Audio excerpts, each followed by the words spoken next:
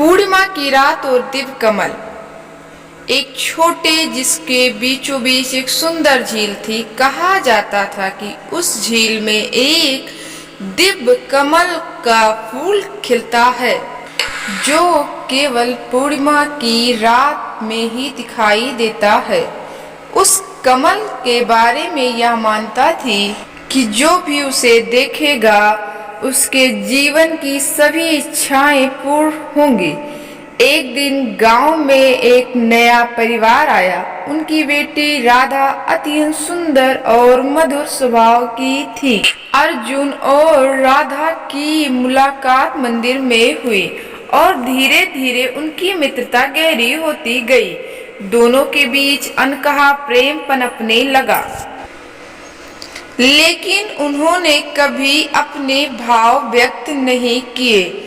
एक दिन राधा ने अर्जुन से उस दिव्य कमल के बारे में सुना और उसे देखने की इच्छा व्यक्त की।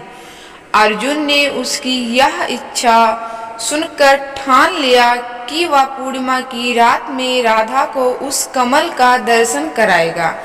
पूर्णिमा की रात आई। अर्जुन और राधा ने जंगल की ओर प्रस्थान किया। रास्ता कठिन और अंधकार में था, लेकिन अर्जुन की उपस्थिति में राधा को सुरक्षा का अनुभव हो रहा था। जंगल के बीचों बीच पहुंचकर उन्होंने झील के किनारे विश्राम किया। रात के मध्य में झीलों के बीच एक उज्जवल प्रकाश प्रकट हुआ। वह दिव्य कमल खिल उठा था। राधा की आंखों में खुशी के आंसू थे।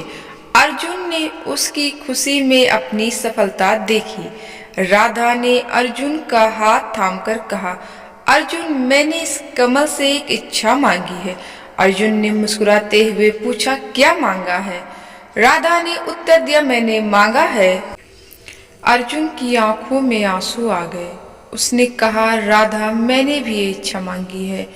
दोनों ने एक दूसरे को गले लगाया और उस दिव्य कमल की साक्षी में अपने प्रेम की प्रतिज्ञा की। गांव लौटकर उन्होंने विवाह किया और जीवन भर एक दूसरे के साथ सुख दुख में सहभागी रहे। इस प्रकार उनका प्रेम उस दिव्य कमल की तरह पवित्र और अमर बन गया।